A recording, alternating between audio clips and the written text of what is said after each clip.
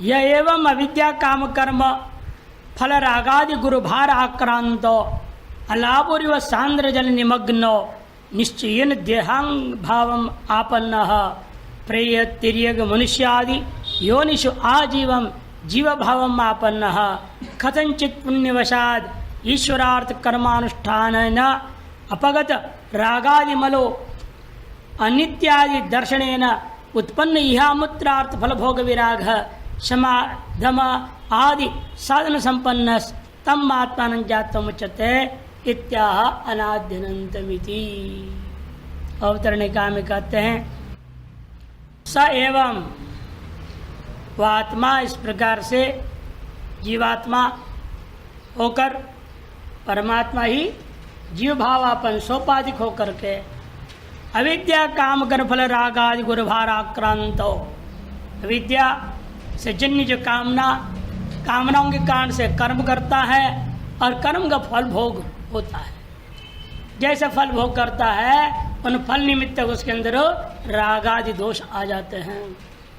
ऐसे राग और द्वेष आदि दोष रूपी भार से आक्रांत, गुरु भार आक्रांत, भार से आक्रांत हुए अलाबुरिव, अलाबू के समान सांद्र जल निमग्न, गहरे जल में बार बार डुबकी लगते ऊपर आता है, कभी डूब जाता फिर ऊपर आता है। अलाबू किसको कहते हैं? अलाबुरिव। पहले लौकी का कड़वा लौकी जो होता है ना उसके बना देते कमंडलू, वो कमंडलू डूबता नहीं कभी, चाहे जितना भार उसमें डाल दो तो जाएगा फिर ऊपर आए, फिर नीचे जाएगा फिर ऊपर। वैसे भी अन्य जो आजकल जो लोटा होता है लोटे भी डाल दो पानी में डूबेगा नहीं इतना, जब तक पत्थरों तरह भारी ना हो तो नहीं, केवल पानी बार बार नीचे जाएगा ऊपर आए, नीचे जाएगा ऊपर आए। इसे अलाबुरिव सांद्र जल निमग्नो, गहरे जल में बार बार डुबकी लगाता है और ऊपर आता है ऐसे चलता हुआ। निश्चयेन देह अहम भावापन्न, निश्चय पूर्वक शरीर आदि में ही अहम भाव से युक्त हो गया, मैं शरीर हूं, मैं ब्राह्मण हूं इत्यादि भाव से युक्त हो गया है।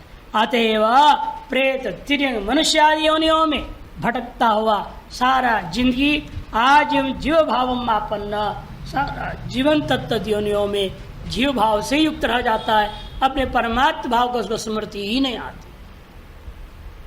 कोई कह भी दे तो मानेगा नहीं, कोई कह दे आपको आप परमात्मा है क्या बोल रहे हो, मैं कैसे परमात्मा हो सकता हूँ, मैं ब्रह्म थोड़ी हूँ, मैं तो जीवात्मा हूँ। जीवात्मा आप नहीं रहना चाहता है कथनचित मान, लेकिन जिन जन्मांतर इस यात्रा में कहीं ना कहीं कुछ पुण्य किया है, जब पुण्य थोड़े थोड़े किए हुए इकट्ठे हो जाते, कथनचित पुण्यवशाद ईश्वरार्थ कर्मानुष्ठानेन, अब यह लोग परलोक के फल के लिए कर्म नहीं करेगा किंतु ईश्वरार्पण बुद्धि से कर्म करेगा, ईश्वर प्रत्यर्थ कर्म करेगा, अंतरण शुद्ध्यर्थ कर्म करेगा, किसी फलाकांक्षा से कर्म नहीं करेगा। ऐसा करते हुए अनुष्ठानेन अपगत राग आदि मलो, तब राग द्वेष आदि जो मल और धीरे धीरे उसके अंतःकरण से हट जाता है, उन्हें साफ हो जाता है अंतःकरण।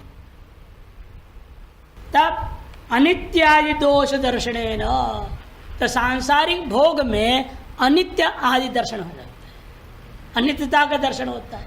अरे सुख जो है क्षणिक है, कितना देर सुख रहेगा, जितना भी देर कोशिश करेगा आदमी तो भी सब कुछ समय होना है, सामयिक ही होता है, क्षणिक ही होता है, घंटा 2 घंटा बस छुट्टी, उससे ज़्यादा क्या करेगा। कोई 24 घंटा आगे आलिंगन करके थोड़ा बैठेगा पति पत्नी में, घंटा 2 घंटा, उसे दे भी सो जाएंगे वो भी सो जाएंगे, तो सोने के बाद पता ही नहीं हम पति पत्नी सोए अगल बगल, होश रहता है कुछ नहीं। जब बाप बेटा हो माँ बेटी हो कोई भी हो, आजकल कुत्तों को लेकर के सो रहे हैं तो उनका भी वही हाल है, वो भी क्षणिक सुखी है। तो उसमें अनित्यता का दोष दर्शन होने लगता है, हर चीज में यही दोष दिखता है, ये अनित्य है, इसको पाना बेकार है, कुछ समय के लिए है, उसके बाद टाइम फिस, कुछ नहीं होने वाला, बेकार। फिर वो एक तनाव बना रहता है। अब भार ले लिया ना, अब उसको तनाव बनेगा। अनेक प्रकार के तनाव आने की संभावना रहती है, इसे बचने की कोशिश करता है। उत्पन्न यह मूत्रार्थ फल भोग विराग, उसके अंतःकरण में यह लोक और परलोक के सकल फलों के प्रति वैराग्य पद, शम दम तितिक्षा उपरति श्रद्धा समाधान प्रभृति षट संपत्ति है, उनसे युक्त होने का प्रयास करता है। शम दानाबादी साधन सुसंपन्न होता है, तब वह सशुश्रुवतन स एवं वह जीवात्मा एवं परमात्मा तम आत्मान ज्ञात्वा, उस आत्मा का वास्तविक स्वरूप जान करके वह मुक्त होता है। इत्याह, उसके लिए मंत्र आरंभ हुआ। अनाद्यनन्तं कलिलस्य मध्ये विश्वस्य सृष्टारमनेकरूपम् विश्वस्येकं परिवेष्टितारम् ज्ञात्वा देवं मुच्यते सर्वपाशैः। अनाद्यनन्तं कलिलस्य मध्ये विश्वस्य सृष्टारमनेकरूपम् विश्वस्येकं परिवेष्टितारम् ज्ञात्वा देवं मुच्यते सर्वपाशैः। अनाद्यनन्तं कलिलस्य मध्ये, देवम का विशेषण कैसे प्रकाश में ज्योतिर्मय आत्मा परमात्मा को अनुभव करता है देव को, जो कि आदि और अंत से रहित है। अनादि अनंतम, आदि माने कारण रहित है और अनंतम उसका वास्तव कोई कार्य भी नहीं, कार्य कारण भाव से रहित। ऐसा तो देव है, परमात्मा है, ब्रह्म है, आत्मा है, उसको कलिलस्य मध्य का अनुभव करता है। ये संसार रूपी कीचड़ के बीच में ही वो कमल देखता है। कलिलस्य संसारस्य मध्य, इस संसार में रहते हुए अनुभव करता है। आत्मा अनुभव करने के लिए संसार से बाहर जाने की जरूरत नहीं, संसार में ही अनुभव होना है। कि जहाँ भी आप जाओ, जंगल जाओ, गांव जाओ, देहात जाओ, कहीं भी जाओ, वहाँ भी संसार है, वो भी संसार ही है, वो खुद संसार है और वहाँ संसार आ भी जाता है। बस आप कुछ देर बैठिए, फिर देखिए वहाँ ही प्रपंच शुरू हो जाएगा। वहाँ भी भगत जगत आएंगे, चीनी दूध चाय पत्ती लाएंगे और कहेंगे जंगल में मंगल हो गया। इसलिए ये कलिलस्य मध्य एव देवम अनुभवती, ये संसार के मध्य में अनुभव करना है। ये संसार के मध्य में कैसे अनुभव होगा, क्योंकि संसार का सृष्टा वही है, विश्व से सृष्टारम, इस विश्व का सृष्टा भी वही है। एक रूपम, यद्यपि वह अनेक रूप होता है, लेकिन होते हुए भी वो एक रूपम। विश्वस्य अनेक रूपम अपि सत्, वह आत्मा तो देवंतु एकमेव परिवेष्टितारम, सबको व्याप्त किया हुआ है। ऐसे आत्मानम देवम ज्ञात्वा, ऐसे आत्मरूपी देव को ज्योतिर्मय प्रकाश में आत्मा को अनुभव करके सर्वपाशैर्मुच्यते, सगल पाशों से वो मुक्त हो जाता है। यह मंत्र पहले 3 बार जा चुका है, इसका काफी हिस्सा। पहला वाला एक पद अनाद्यनंतम को छोड़ के बाकी सब लगभग वही है। 3-7 में, 4-14 में थोड़ा फर्क किया है, 4-16 में भी थोड़ा फर्क के साथ आया है। 3-7, 4-14, 4-16 3 बार आया और अब पुनः 5-13 में आ गया। ये बताने के लिए, वो तत्व का महत्व बताने के लिए बार बार उसकी आवृत्ति किया जा रहा है। सबसे पहले जो आया है वो उत्तम अधिकारी की, फिर मध्यम अधिकारी, फिर मंदाधिकारी, फिर उपसंहार में अंत में कौन। भाष्यकार कहते अनाद्यनंतम आद्यंत रहितम इत्यर्थ। कलिलस्य मध्य की व्याख्या कर रहे हैं, गहन गंभीर संसार से मध्य, गहन और गंभीर ये जो संसार है, इस संसार का नाम कललो, एक और अर्थ पहले किए थे ना कलल का, क्या अर्थ किए थे याद है कि बताया था? पुरुष का वीर्य स्त्री के गर्भ में जब जाता है, प्रथम जो वापस आपसी जो प्रतिक्रिया होकर के जो बनता है, एक तरल सा पदार्थ बन जाता है, हाँ, लस्सादार बन जाता है, उसका नाम कलल है। फिर उसी में बुदबुद होने लगते हैं, फिर उसमें फेन सा बनता है, फिर वही मांसपिंड बनता है। कलल बुदबुद फेन मांसपिंड, एक क्रम है गर्भ का। इसलिए कलल के समान जो स्थिति है उसके मध्य में पैदा होता है, माने जीव का जन्म इस प्रकार से हो जाता है। ऐसे विवाह अर्थ लिए थे। और यहाँ ले रहे सीधे गहन गंभीर संसार के बीच में उस परमात्मा को आद्यंतरित कार्य कारण और आत्मा को अनुभव करो। विश्व से सृष्टारम, कैसे अनुभव करें उसको? इसके सृष्टा के रूप में उपासना करो, इस जगत का सृष्टि का कर्ता के रूप में उसका चिंतन करो। उत्पादितारम, इस जगत का उत्पादिता हुआ है, ऐसे चिंतन करना है। और उत्पन्न करने वाला ही इतना ही नहीं, विवर्तवाद है, यहाँ स्वयं अनेक रूप में उत्पन्न भी हो गया। उत्पन्न करने वाला भी है, खुद उत्पन्न हो रखा है और खुद उसका नियंत्रण भी करता है अंदर घुस करके। अनेक जीवनात्मन प्रवेश नाम रूप व्याकर रहा है, अंतर्यामी बनकर नियमन कर रहा है। वही सृष्टा है, वही अनेक रूप जगत है, वही इनका व्याप्त करने वाला परिवेष्टा है। ये सब होते हुए भी, अनेक रूप धारण करते भी वो अपने आप में एकमेव द्वितीय है। निर्गुण निराकार निर्विकार ही रहता है, सर्वविकार का भान कराते हुए स्वयं निर्विकार रहता है। उसी प्रकार एक पर्दा स्वयं निर्विकार रहते हुए अनंत चित्रों को उसके ऊपर दर्शाते रहता है।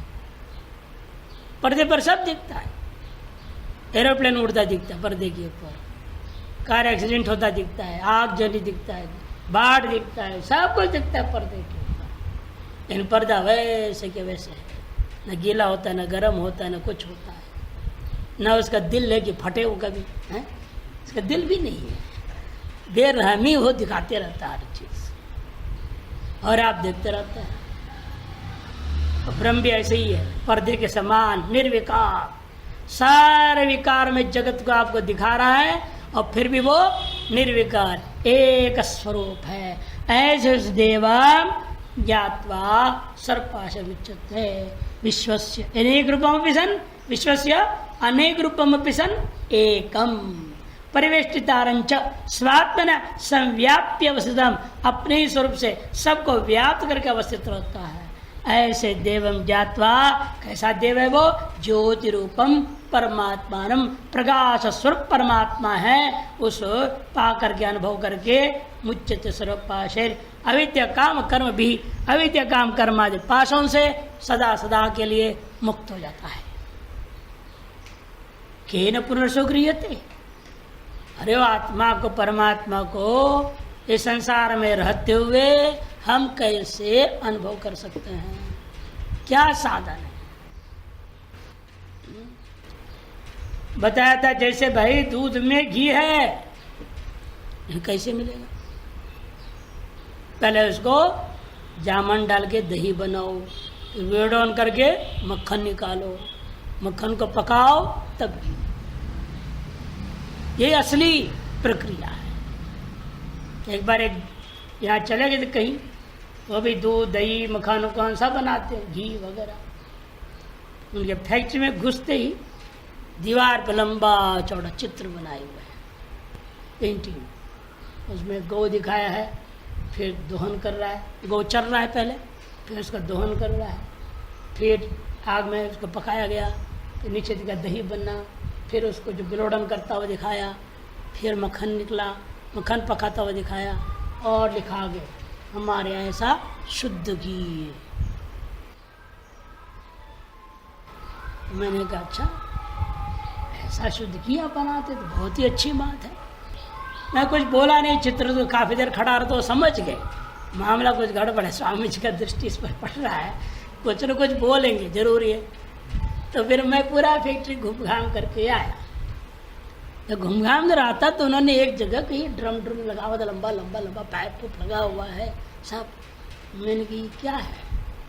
उन्होंने कहा महाराज वो वहाँ दूध उसमें आ जाता है, वहाँ से सब इसमें क्रीम निकलता है, यहाँ 10% क्रीम निकलता है, वो दूध कुछ उधर चले जाता है, फिर 20%, फिर 40%, 80% तक क्रीम निकाल लेते हैं अलग अलग। मैंने कहा क्रीम का घी बनाते हो और दिखाते हो मक्खन से घी बना रहा है, फोटो से लगा देते हो, बीमा नहीं करता है।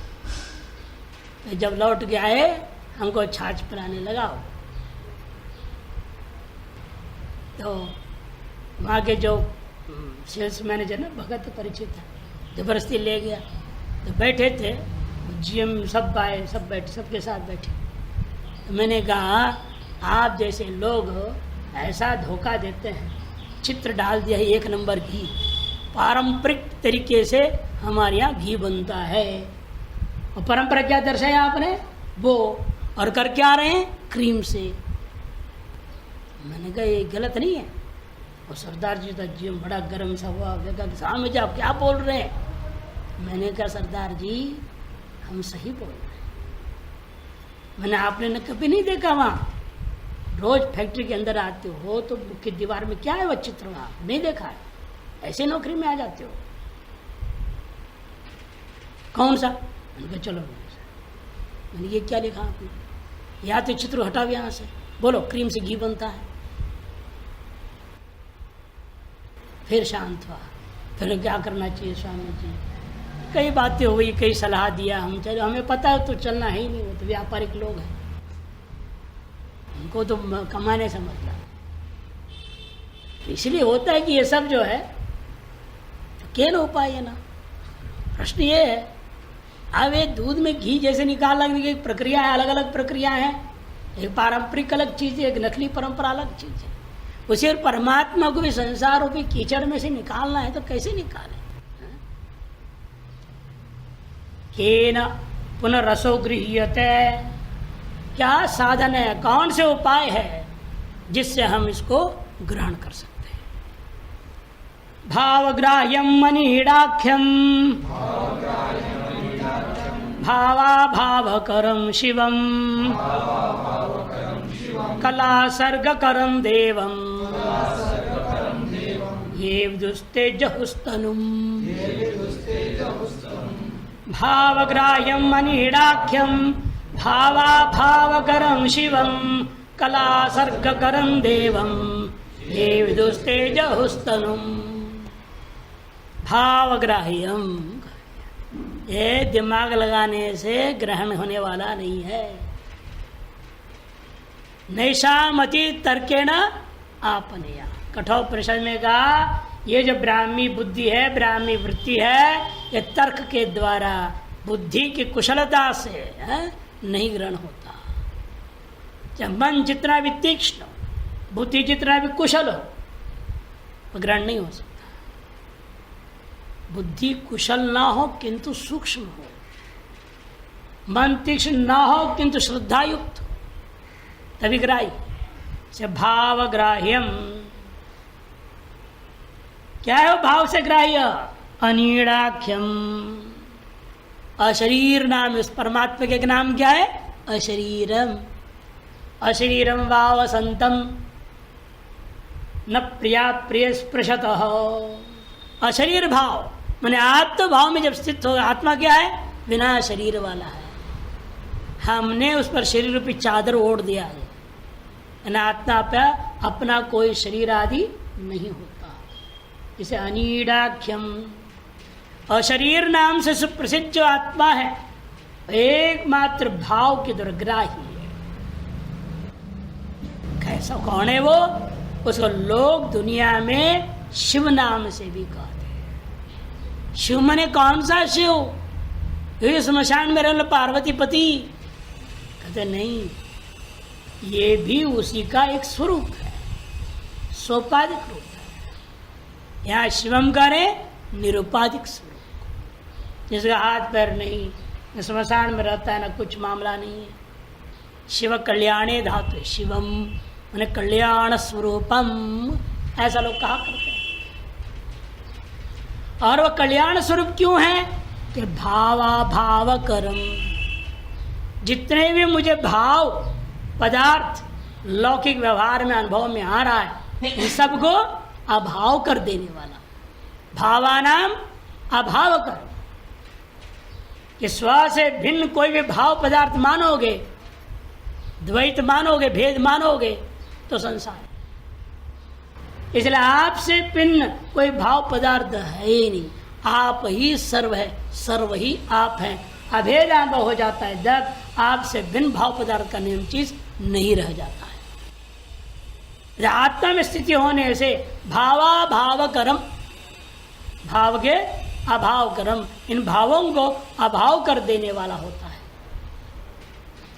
कला सर्ग करम देवम, कला सर्ग करम देवम, ऐसा वह देव है, परमात्मा है जो 16 कलाएं, षोडश कल पुरुष जो प्रश्नोपनिषद वर्णन किया, प्राण से लेकर के नाम पर्यंत की सृष्टि जो वर्णन की गई है, वो सारे सृष्टि को बनाने वाले कला, षोडश कलाएं, उनके सर्ग, उन सृष्टि को कर्म बनाने वाला,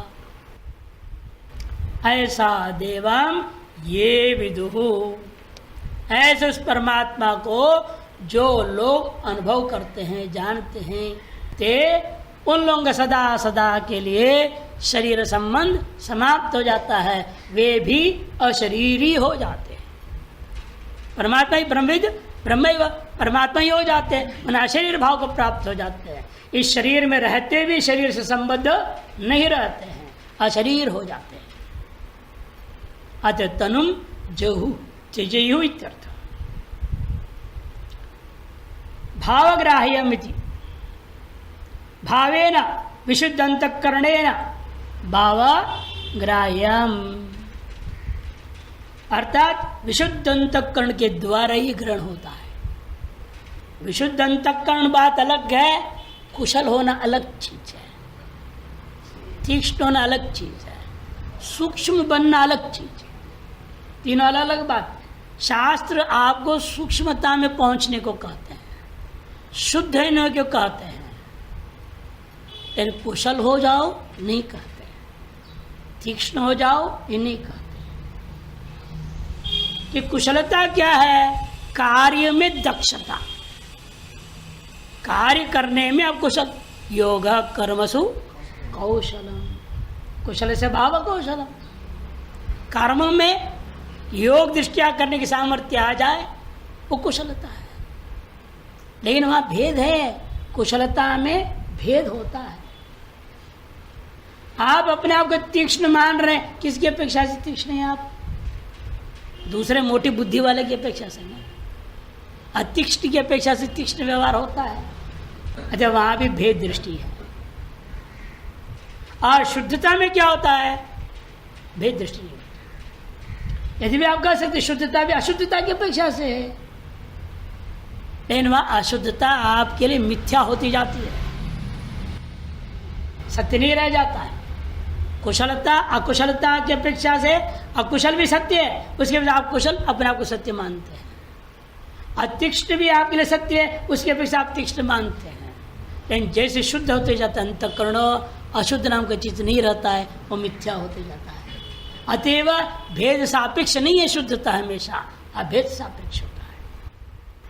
एवं सूक्ष्मता भी समझिए। सूक्ष्मता के तारतम्य क्या है? स्थूल से सूक्ष्म, सूक्ष्मतर सूक्ष्मतम होते जाने का मतलब क्या? आप स्वरूप की ओर जा रहे, अपने आप सारा जगत रूपी द्वैत मिथ्या होते जाता है।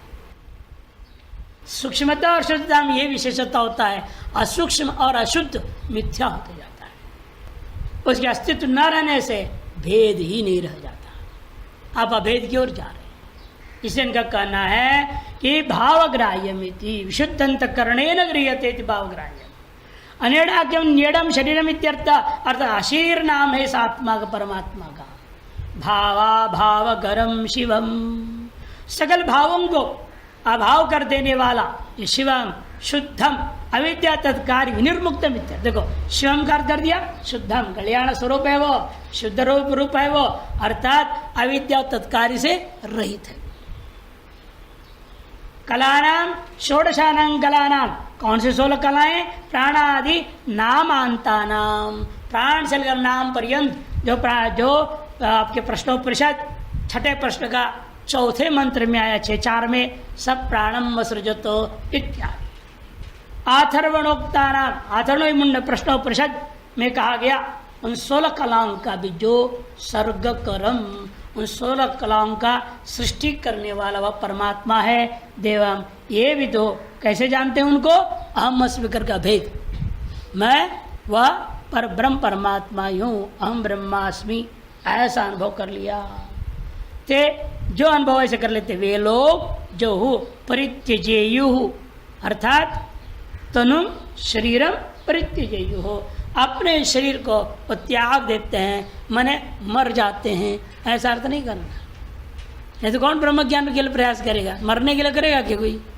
ये कोई कि आपको ब्रह्म ज्ञान होगा लेकिन साथ साथ आपको मरना पड़ेगा, कहते ऐसे ब्रह्म ज्ञान नहीं चाहिए भाई। ऐसे ब्रह्म ज्ञान चाहिए तो ब्रह्म ज्ञान के हम जिंदा रहें, बस ज्ञान के आनंद का अनुभव करें। अरे आनंद का अनुभव हुआ नहीं, कुछ हुआ नहीं, खत्म ही हो जाए तो क्या फायदा है? इसलिए अर्थ कर रहे हैं वो मरता वरता नहीं है, शरीर के साथ संबंध समाप्त होता है।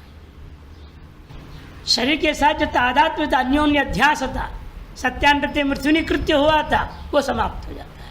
और साक्षी भाव में स्थित होकर के इस सारे स्व शरीर सहित पूरे ब्रह्मांड को एक लीला के रूप में, एक दृश्य रूप में देखता हुआ साक्ष्य भाव में रह जाता है। वो स्थिति की प्राप्ति को यहाँ वर्णन किया और शरीर भाव प्राप्ति नाम से कहा। इस प्रकार से श्वेताश्वतर उपनिषद का 5वां अध्याय पूरा हो जाता है।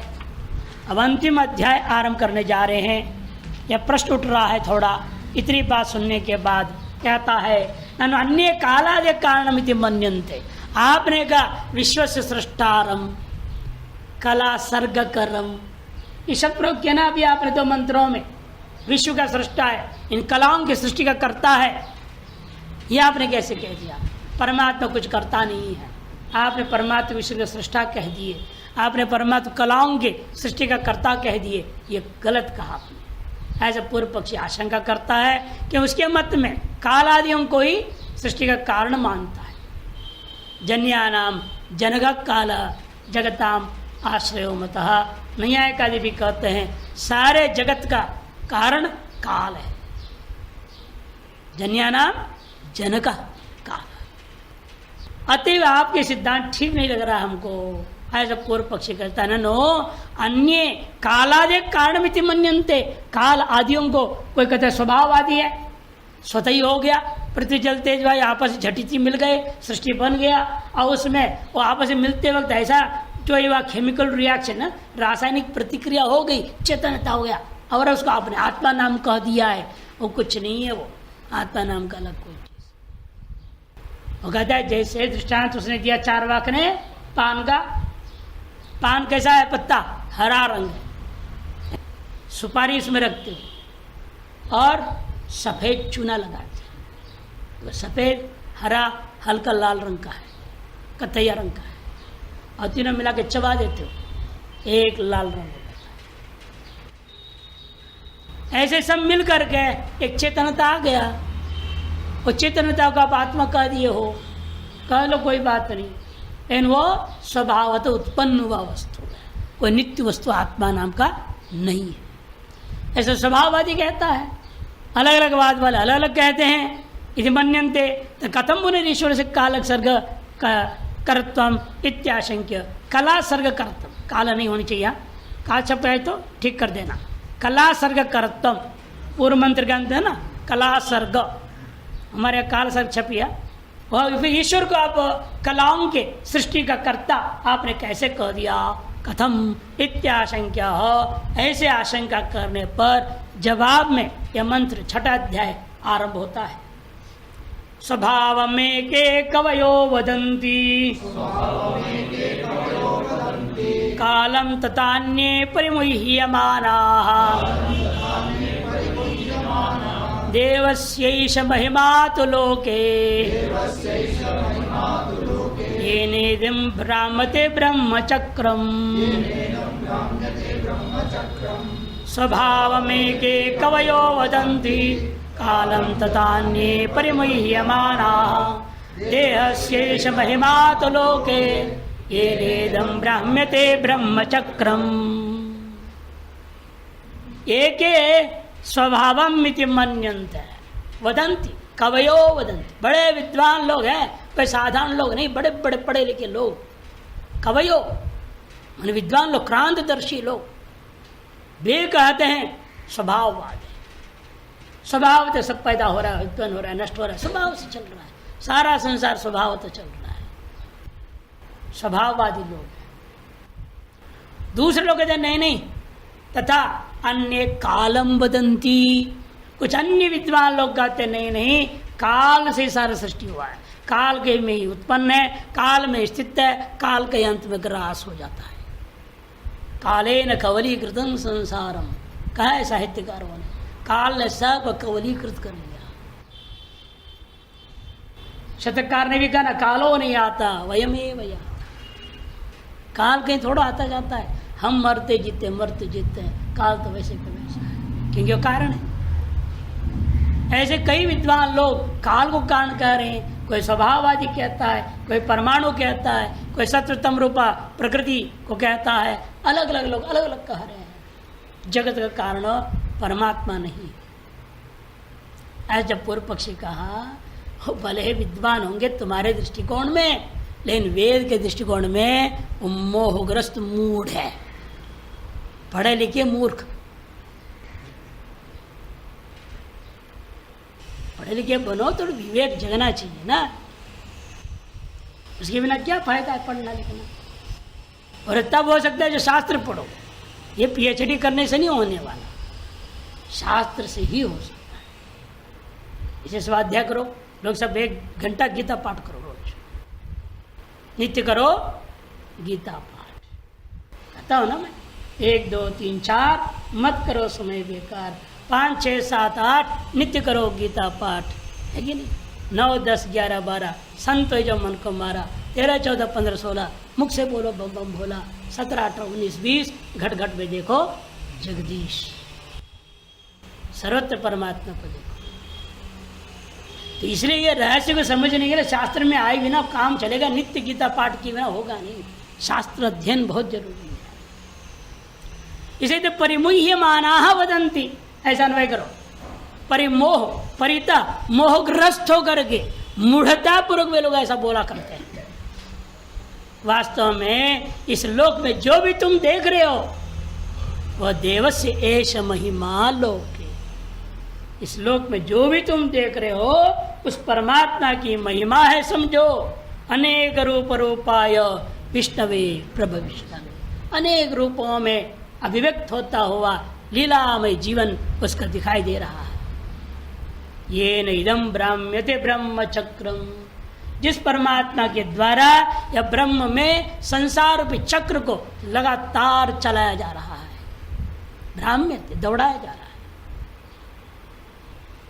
भाष्य स्वभाव में के कवयो मने मेधावी ना, मेधावी लोग ऐसा कहते हैं, वदंती कालम तथा अन्य वदंती, दूसरे अन्य लोग काल को ही जगत कारण कहते हैं।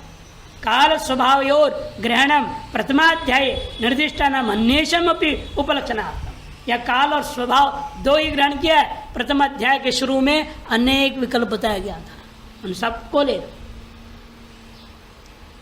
निर्दिष्टानाम अन्येषाम अपि उपलक्षणार्थम लोके परिमुह्यमाना, लोक में ये विद्वान मेधावी लोग भी मोह में पड़ गए हैं। परिमुह्यमाना अविवेकिनो विषयात्मानो न सम्यक जानन्ति, विषय में ही उनकी आत्मा टिकी हुई है। भोगवादी लोग हैं जो संसार के उपभोग करना चाहते हैं, इसलिए प्रकृति शोषणवादी जो लोग होते हैं ये लोगों को यथार्थ दिखता नहीं है। उनका अपने उपभोग के लिए जो जरूरत है वही खोजते रहते हैं बाहर। इसलिए कहते हैं अविवेकिनो विषयात्मानो न सम्यक जानन्ति, और सम्यक प्रकार से ये संसार का वास्तविक कार्य कारण भाव जो परिकल्पित है जिस ब्रह्म में, उसे वो नहीं जान पाते हैं। तू शब्द अवधारणे, तू शब्द यहाँ पर आया एव अर्थ में आया हुआ है। देवशेष महिमा महात्म्य इत्यर्थ। ये जो यही संसार जो दिख रहा है आपको, उस परमात्मा की यही महिमा है। जब नारद जी ने पूछा आपकी भूमा कहाँ रहता है, स्वे महिमनी, वो अपनी महिमा बुद्ध ब्रह्मांड में सर्वत्र व्याप्त और ब्रह्म आत्मा सर्वत्र परमात्मा है। स्वे महिमनी, उसकी महिमा क्या है? ये सारा जगत की उसकी महिमा है, उसी में रहता है वो सर्वत्र व्याप्त। उतवा अमहिमनी, हाँ तो जगत पैदा ही नहीं हुआ जो बोलते हो, फिर तो महिमा ही नहीं उसको कुछ भी, वो अपने स्वरूप में अपने आप में विराजमान है। पुरुषे पुरुषा अंत प्रविष्ट आया था ना सुबह ब्रह्मसूत्र में, और पुरुष पुरुष में ही अपने आप को अपने में ही समाहित करके विराजमान है।